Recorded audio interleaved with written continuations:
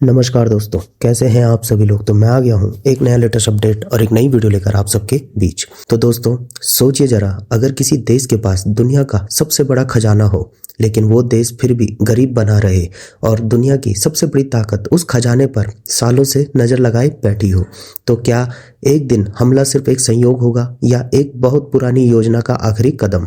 आज की इस वीडियो में हम बात करेंगे उस सवाल की जो पूरी दुनिया के स्टूडेंट्स, रिसर्चर्स और पॉलिसी मेकर्स के दिमाग में घूम रहा है। क्या डोनाल्ड ट्रंप वाकई वेनेजुएला के तेल को हथियाना चाहते हैं, और अगर हाँ तो उस रेड यानी कार्रवाई को तेल ने कितना शेप किया। यह कहानी सिर्फ राजनीति की नहीं है, यह कहानी है पावर, ऑयल, ग्लोबल पॉलिटिक्स और हाइपोक्रेसी की।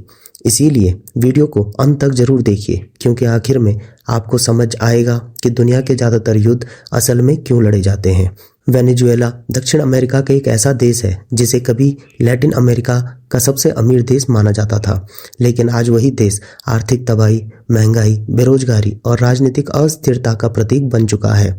इसकी सबसे बड़ी वजह क्या है? जवाब है तेल। वेनेजुएला के पास दुनिया के सबसे बड़े प्रोवन ऑयल रिजर्व्स हैं, सऊदी अरब से भी ज़्यादा। लेकिन सवाल यह है कि अगर तेल इतना ज़्यादा है तो देश गरीब क्यों है? और इससे भी बड़ा सवाल, अगर तेल इतना कीमती है तो क्या अमेरिका जैसी महाशक्ति इतने सालों से इसे नज़रअंदाज कर सकती है? यही है हमारी कहानी की शुरुआत। डोनाल्ड ट्रंप जब अमेरिका के राष्ट्रपति बने तो उनकी विदेश नीति एक चीज के लिए जानी गई, अमेरिका फर्स्ट। इसका मतलब साफ था, हर वो फैसला जो अमेरिका के इकोनॉमिक और स्ट्रेटेजिक फायदे के लिए हो, चाहे दुनिया कुछ भी कहे। ट्रंप खुले तौर पर कहते थे कि अमेरिका ने दशकों तक दुनिया की सिक्योरिटी का खर्चा उठाया है, लेकिन बदले में उसे कुछ नहीं मिला।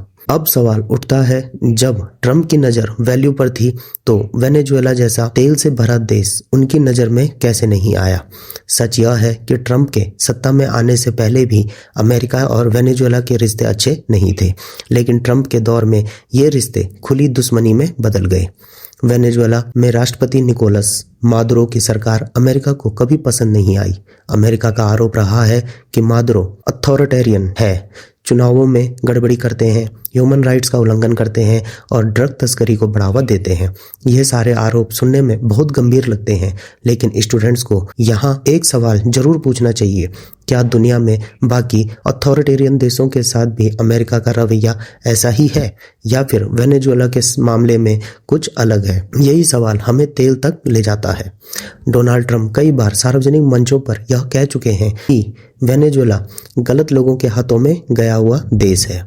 उन्होंने यह भी कहा है कि अमेरिका को वहाँ बहुत बड़ा इकोनॉमिक अपॉर्चुनिटी दिखता है। अब ध्यान दीजिए, जब कोई राष्ट्रपति किसी देश को अपॉर्चुनिटी कहता है तो वो टूरिज्म की बात नहीं कर रहा होता। यहाँ साफ संकेत था तेल। ट्रंप प्रशासन के दौरान वेनेजुएला पर भारी सैंक्शन लगाए गए।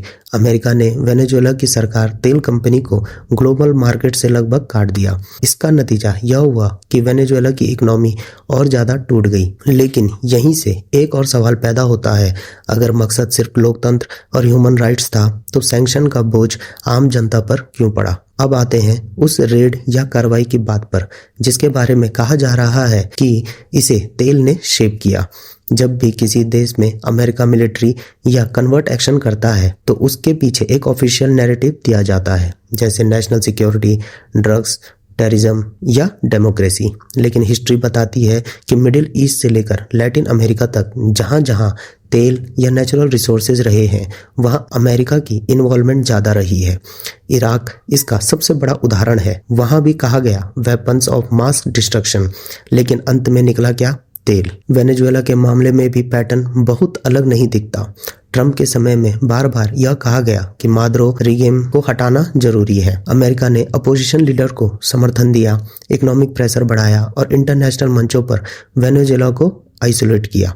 कई रिपोर्ट्स में यह भी कहा गया है कि अगर मादुरो सरकार गिरती है तो वेनेजुएला का तेल सेक्टर विदेशी कंपनियों, खासकर अमेरिकी कंपनियों के लिए खोल दिया जाएगा। यह बात स्टूडेंट्स के लिए समझना बहुत ज़रूरी है, क्योंकि जियोपॉलिटिक्स में आइडियोलॉजी से ज़्यादा इकोनॉमिक्स काम करता है। अब सवाल, क्या सच में रेड सिर्फ तेल के लिए थी? इसका सीधा जवाब है, पूरी तरह सिर्फ तेल के लिए नहीं, लेकिन तेल एक बहुत बड़ा फैक्टर था। कोई भी ग्लोबल पावर सिर्फ एक कारण से एक्शन नहीं लेती, इसमें कई लेयर्स होती हैं। Political control, regional influence, China और रसिया को रोकना, और हाँ, एनर्जी सिक्योरिटी। वेनेजुएला चीन और रूस के काफ़ी करीब रहा है। अमेरिका के लिए यह सिर्फ तेल का सवाल नहीं था, बल्कि यह भी था कि उसके बैकयार्ड यानी लैटिन अमेरिका में उसके राइवल पावर्स क्यों मजबूत हो रहे हैं। लेकिन स्टूडेंट्स के लिए सबसे इम्पोर्टेंट सीख यहाँ क्या है? सीख यह है कि इंटरनेशनल न्यूज़ को कभी सरफेस लेवल पर मत देखिए। जब भी आप सुने कि किसी देश पर सैंक्शन लगे, मिलिट्री एक्शन हुआ या रिगिम चेंज की बात हो रही है, तो हमेशा पूछिए रिसोर्सेस क्या है, उस देश की स्ट्रेटेजिक लोकेशन क्या है और किसे फ़ायदा हो रहा है।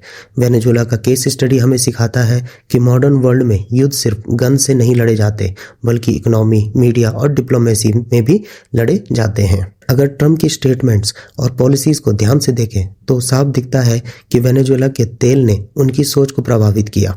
उन्होंने कभी इसे छुपाया नहीं कि अमेरिका को वहां से इकोनॉमी फ़ायदा मिल सकता है, लेकिन इसे सिर्फ तेल लूटने की साजिश कहना भी ओवर सिंप्लीफिकेशन होगा। यह एक कॉम्प्लेक्स जियोपॉलिटिक्स का खेल है जिसमें तेल सेंटर में है, लेकिन उसके चारों ओर पावर, इन्फ्लुएंस और आइडियोलॉजी की कई परतें हैं। आखिर में अगर एग्जाम पॉइंट ऑफ व्यू से देखें तो यह topic international relation, geopolitics, energy security और यूएस फॉरेन पॉलिसी को समझने के लिए बेहद इंपॉर्टेंट है। यूपीएससी हो या स्टेट पीसीएस, ऐसे सवाल अक्सर इनडायरेक्ट तरीके से पूछे जाते हैं। इसीलिए इस वीडियो का मकसद आपको ओपिनियन देना नहीं, बल्कि आपको सोचने की आदत देना है, क्योंकि जो स्टूडेंट सवाल पूछना सीख गया वही करंट अफेयर्स को सही मायने में समझ पाया। तो अगली बार जब आप सुने कि कोई देश लोकतंत्र बचाने के नाम पर किसी और देश में दखल दे रहा है, तो जरा रुकिए और खुद से पूछिए कि क्या कहीं इसके नीचे तेल, पावर और ग्लोबल डोमिनेंस की कहानी तो नहीं छुपी। अगर आपको यह एनालिसिस यूजफुल लगा तो वीडियो को लाइक और शेयर जरूर कीजिए, क्योंकि समझदारी फैलाना भी एक तरह का पावर है। तो दोस्तों, आप लोगों की क्या राय है कमेंट बॉक्स में जरूर लिखें। तो दोस्तों, आज के लिए इतना ही। मिलता हूं मैं दोबारा एक नए लेटेस्ट अपडेट और एक नई वीडियो के साथ। तब तक जुड़े रहिए। धन्यवाद। जय हिंद, जय भारत।